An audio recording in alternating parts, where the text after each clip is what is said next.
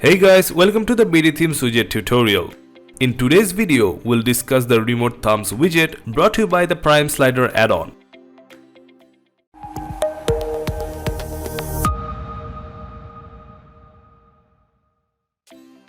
Starting with the demonstration of the widget, on the screen, we already have a slider widget inserted.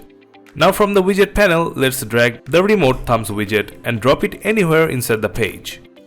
The widget displays an error message when it's not configured, so let's link it to the slider.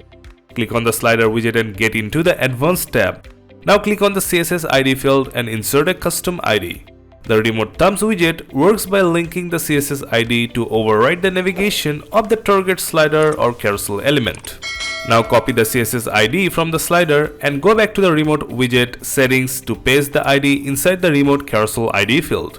Now you can see the error message disappearing and the Remote Thumbs interacting with the slider widget.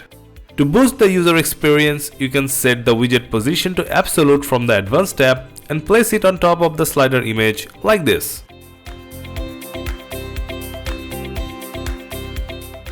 The loop status switcher should be turned on if the loop feature is turned on for the slider. Still, the thumbs are showing no images. For that, get into the Items section of the Remote widget.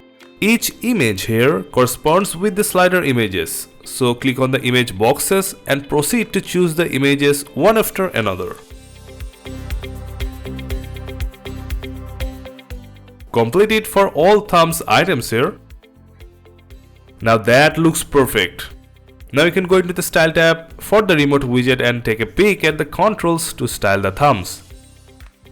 For starters, let's add a solid border with a thin border width on the thumbs.